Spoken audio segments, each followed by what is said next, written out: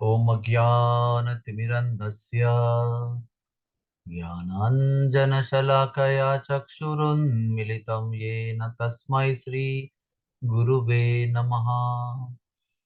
श्रीचैतन्यमनोभीष्टं स्थापितं येन भूतले स्वयं रूपः कदा मह्यं ददाति स्वपदान्तिकम्।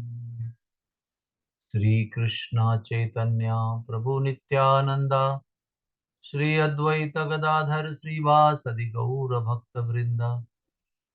हरे कृष्णा कृष्णा कृष्णा हरे हरे, हरे राम राम राम हरे हरे।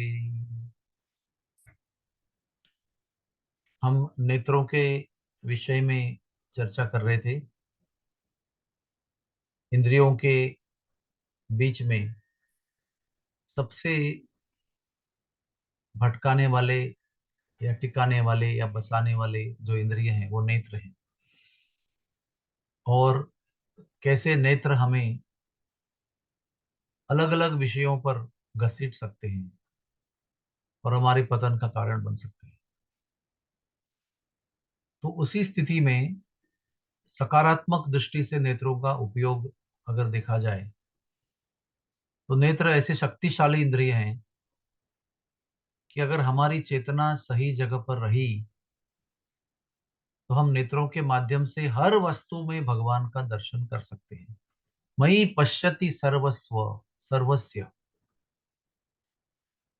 ये गोपियों की स्थिति है कि वो डाली डाली पे, पाती पाती पे, दूध दही माखन में, डगर डगर पे, घर में, घर के बाहर,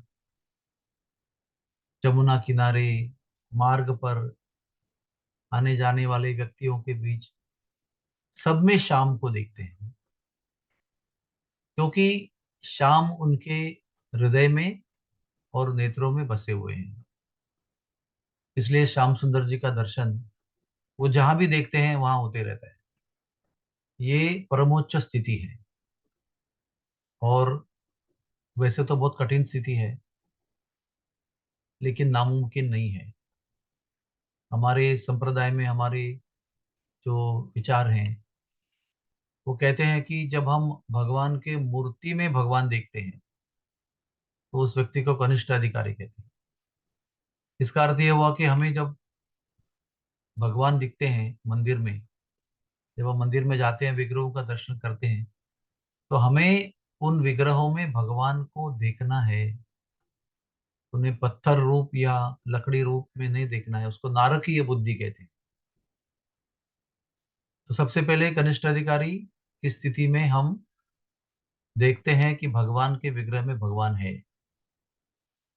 उसके आगे वाली स्थिति जो मध्यम अधिकारी स्थिति है उसमें हम देखते हैं कि जो भगवान विग्रह में है वही सब भक्तों के अंदर है जो उनका दर्शन कर रहे हैं। जब भगवान को देखकर घूमकर आसपास देखते हैं तो सभी भक्तों के अंदर हमको भगवान नजर आते हैं और आने चाहिए।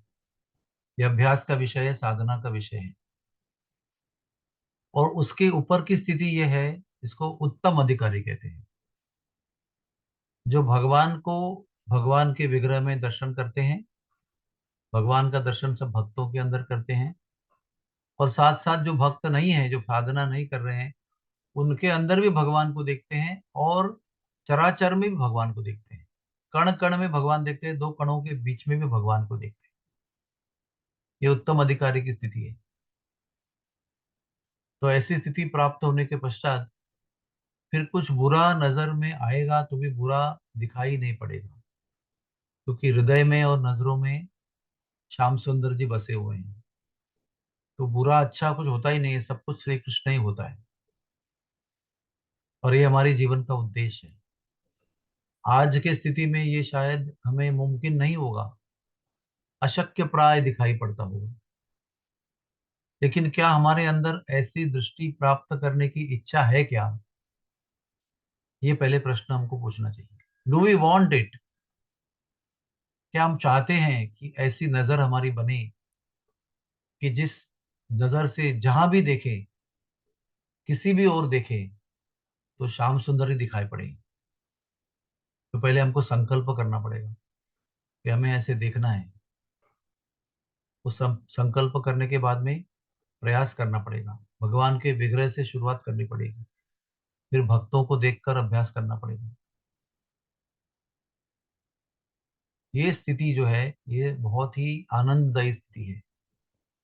जब गोपियां दूध दही माखन, जमुना जल, जमुना तटी, डगर डगर पे श्याम सुंदर को देखते हैं तो प्रत्यक्ष अति अति उत्कट आनंद का अनुभव करते हैं। इसलिए हम जप करते हैं, प्रार्थना करते हैं भगवान को कि हम आप में सबको देखें और सब में आपको देखें। यही भक्ति की और कृष्ण भावना की चरम सीमा है, चरम उत्कट उत्तम उत्तम स्थिति है। तो हम सबको ये प्रयास करना है, प्रार्थना करनी है, संकल्प करना है, साधना करनी है। भगवान नाम के जप करते समय ये याचना करते रहनी चाहिए। हरे कृष्णा, हरे कृष्णा, कृष्ण कृष्ण हरे हरे, हरे राम राम राम, हरे